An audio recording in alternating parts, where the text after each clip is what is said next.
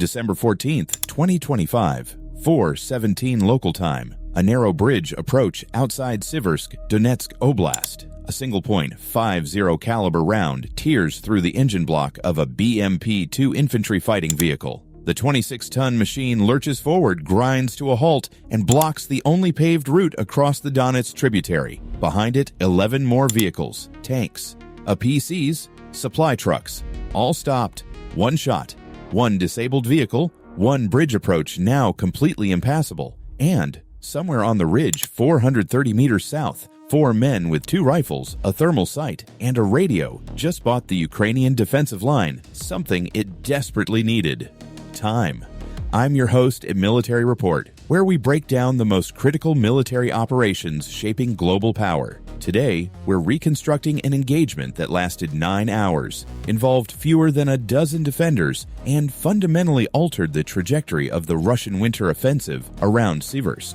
Because when 4 soldiers hold a chokepoint against a mechanized column, that's not luck, that's engineering. And the engineering started weeks before the first round was ever fired. To understand what happened on December 14th, you need to understand what was happening across the Siversk sector in late November 2025. Russian forces had been building combat power east of the Donetsk River for 3 weeks. Satellite imagery analyzed by Ukrainian military intelligence showed a steady accumulation of armor near Verkhnokamianske. T-72, B-3 main battle tanks, BMP-2 infantry fighting vehicles, MTLB armored transports, fuel trucks, ammunition carriers. The signatures were unmistakable. According to assessments shared by brigade intelligence staff, the buildup pointed toward a mechanized push aimed at crossing the Donetsk tributary northwest of Siversk. The objective was clear: seize the bridge, establish a foothold on the western bank, use it as a staging point for a broader envelopment of the Siversk defensive perimeter. The bridge itself was unremarkable, a concrete span roughly 40 meters long, wide enough for 2 lanes of traffic. Pre-war, it carried agricultural vehicles and civilian cars between small villages. Now it was one of only 3 crossing points within a 15-kilometer stretch of river, and Ukrainian engineers had already wired it with demolition charges. The problem was timing. Blow the bridge too early, and Russian reconnaissance would identify alternative crossing sites, possibly finding a shallow ford 2 kilometers downstream that hadn't been properly mined. Blow it too late, and Russian armor would already be across. The solution required someone to hold the approach long enough for the demolition to matter, long enough for reserves to move into blocking positions along the secondary roads west of the river, long enough for the defensive line to solidify that someone was a 4-man sniper team from the 58th Independent Motorized Infantry Brigade, call sign Scala. The team leader, identified in after-action reports only by his call sign Hrim, had served since 2023. His spotter, Kozak, was a former competitive marksman who had transitioned to military service in early 2024. The 2 support members, designated Vovk and Lise, carried an RPK light machine gun and additional ammunition, along with a man-portable radio set for communicating with brigade headquarters. Their primary weapon was a Barrett M82A1 anti-materiel rifle, chambered in .50 BMG. Effective range against vehicle targets, 1,800 meters. Against personnel, over 1,500 meters. The weapon weighed 14 kilograms unloaded. Each magazine held 10 rounds. They also carried a standard 7.62 millimeter SVD Dragunov for anti-personnel work, and a thermal optic, a FLIR Thermosight HISS XLR provided through Allied equipment transfers that turned the darkness into a tactical advantage. Scala team moved into position on December 11th, 3 days before the engagement. They occupied a pre-surveyed observation point on a ridgeline 430 meters south of the bridge approach. The position had been selected weeks earlier by brigade reconnaissance. It offered clear sight lines to the bridge, the eastern road leading to it, and 2 secondary footpaths that ran through tree lines on either side of the approach. Over those 3 days, the team prepared 2 firing positions, primary and alternate, connected by a shallow communications trench dug into the frozen earth. The trench was 70 meters long, just deep enough to crawl through without exposing a silhouette. Moving between positions took approximately 90 seconds. Brim and Kozak pre-registered range cards for both positions. Every landmark, every intersection, every piece of dead ground within 800 meters was measured, cataloged, and marked. Wind data was recorded at 4-hour intervals. Temperature logs, barometric pressure. The .50 BMG round is affected by atmospheric conditions at range. At 430 meters, the adjustments were minimal, but Hrim's training emphasized precision regardless of distance. The support element focused on the flanks. Vovk and Lys, working with combat engineers who visited the position on December 12th, emplaced a network of TM-62 anti-tank mines and MON-50 directional mines along the 2 footpaths. The MON-50 is the Ukrainian-produced equivalent of a claymore. It throws 485 steel fragments in a 54-degree arc. Lethal radius 50 meters. Every approach to the sniper position was covered. Every dead zone was mined. If Russian infantry tried to flank, they would walk into a killing field that had been measured to the meter. December 14th, 3:50. Kozak, on watch with the thermal optic, reported movement on the eastern road. Vehicle headlights partially masked. The thermal signature was unmistakable. Engines running hot, multiple contacts moving in column formation. He counted 12 vehicles. 2 T-72B3 tanks at the front, 4 BMP-2s carrying infantry, 3 MTLB transports, 2 supply trucks, 1 command vehicle identifiable by its antenna array. They were moving at approximately 25 kilometers per hour. Standard road march speed for a mechanized column in contested territory. No reconnaissance element visible ahead of the main body. That was the first Russian mistake. Advancing without scouts meant the column commander either believed the route was secure or was under pressure to move fast. Both possibilities pointed to the same conclusion. This was a deliberate advance, not a probing action. Hrim radioed brigade headquarters. Code word, contact, column approaching bridge. Estimated 12 vehicles, requesting confirmation of engagement authority. The response came in 40 seconds. Weapons free. Hold approach as long as possible. Engineers standing by for demolition on call sign order. 4:12. The lead T-72. B-3 reached the final 200-meter stretch of road before the bridge. The road narrowed here, flanked by drainage ditches on both sides. A vehicle disabled in this section would be extremely difficult to bypass. Hrim made a decision. Let the tank pass. The Barrett could damage a T-72, but disabling it wasn't guaranteed from this angle. The BMP behind it was a softer target, and a disabled BMP in the narrowest section of road would create a more effective blockage. 4:17. The lead tank rolled onto the bridge approach. The first BMP-2 entered the narrow section. Hrim fired. The .50 BMG round, a Raufoss Mark 211 multi-purpose projectile, struck the BMP-2's engine compartment. The Mark 211 combines armor-piercing, explosive, and incendiary effects in a single round. It penetrated the engine housing and detonated internally. The BMP lurched. Smoke poured from its engine deck. The vehicle ground to a stop, completely blocking the narrow road. The column behind it halted immediately. Vehicles bunched together. Exactly the scenario Scala team had planned for. Kozak called the shot. Hit confirmed. Vehicle disabled. Road blocked. Then they moved. Within seconds, both men were crawling through the communications trench toward the alternate position. Standard counter-sniper doctrine, fire and displace. Never take a second shot from the same location.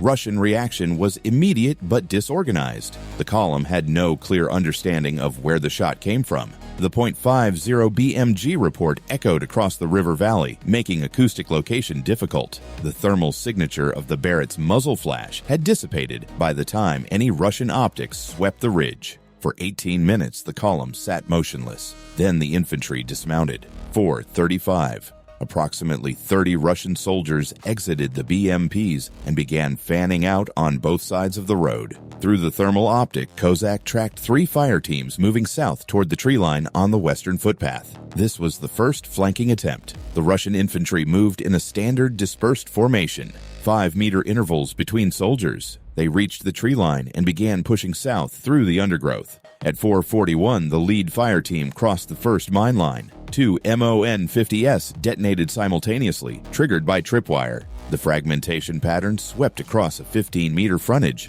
The thermal optic showed 4 soldiers down immediately. The remaining troops went to ground. Grimm engaged from the alternate position, 2 shots from the Barrett at soldiers attempting to drag casualties back toward the road. Both rounds found their mark. The .50 BMG at 380 meters left no ambiguity about the outcome. The first flanking attempt collapsed. Russian soldiers fell back to the road in disorder. 4:58. A second attempt began on the eastern footpath, a larger element this time. 2 full squads, roughly 16 soldiers, with what appeared to be a PKM machine gun team providing covering fire from behind the disabled BMP. The PKM opened up, spraying the general area of the primary firing position. Rounds kicked up frozen earth and splintered tree branches. But Scala team wasn't in the primary position. They were 70 meters away, in the alternate, watching the flanking element walk directly into the second mine belt. This time, 3 TM-62 anti-tank mines detonated. The TM-62 carries a 7.5 kilogram TNT charge. It is designed to destroy vehicles, but against infantry in close proximity, the blast effect is catastrophic. The detonation created a crater and sent shrapnel across a wide area. The eastern flanking attempt stalled immediately. Surviving soldiers retreated at speed.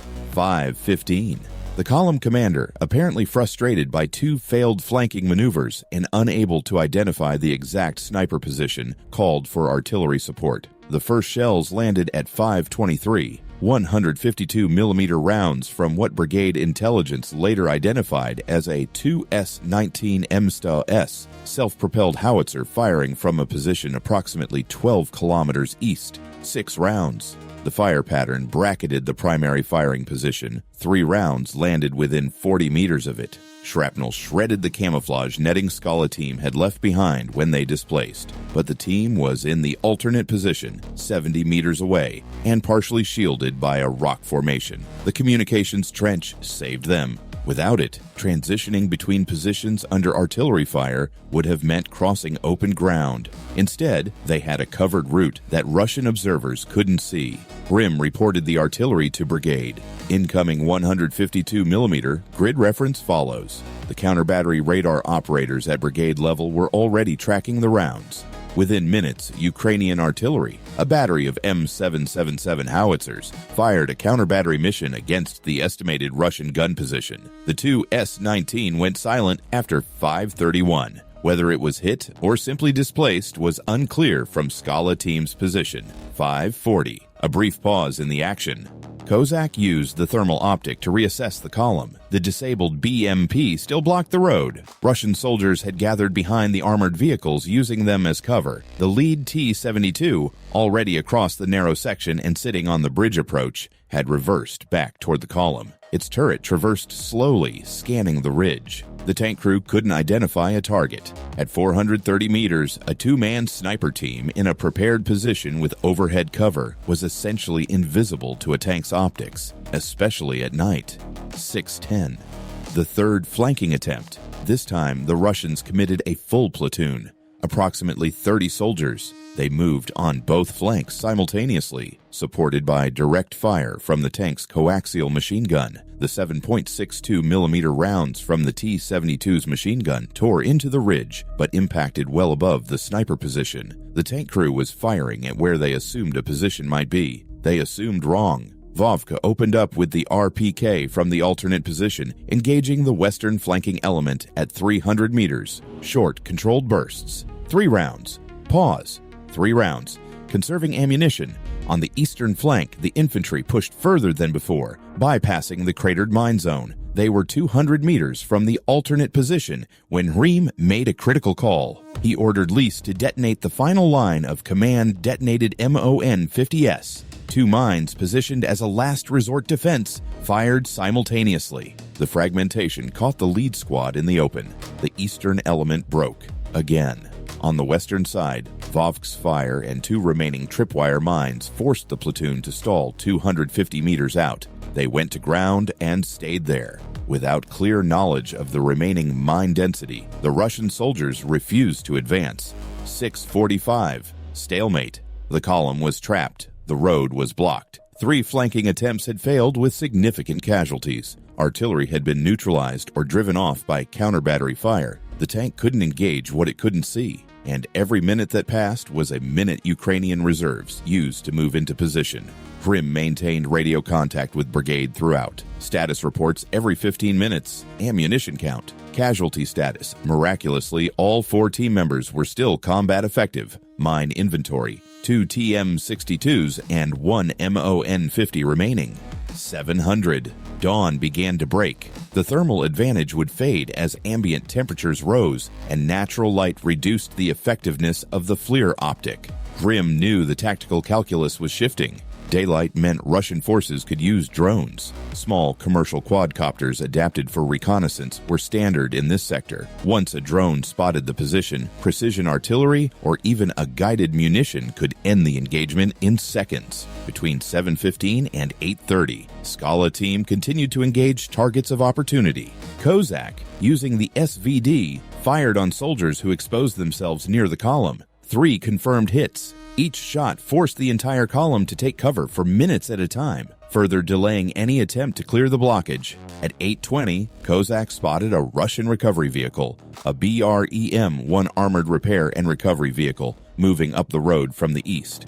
Its purpose was obvious: hook the disabled BMP and drag it off the road, clearing the path for the column to advance. Krim engaged the BREM-1 with 3 rounds from the Barrett at 610 meters. The first round struck the vehicle's track assembly. The second hit the engine deck. The third struck the crane mechanism. The BREM-1 stopped and its crew evacuated. Now 2 vehicles blocked the road. 900. Russian forces began assembling a larger force east of the column. Through the thermal optic, Kozak counted additional vehicles arriving.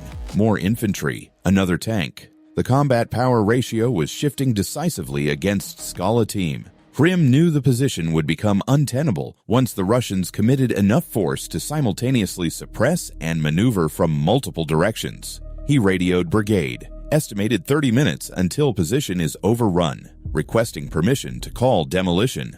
The response took 4 minutes, the longest 4 minutes of the engagement.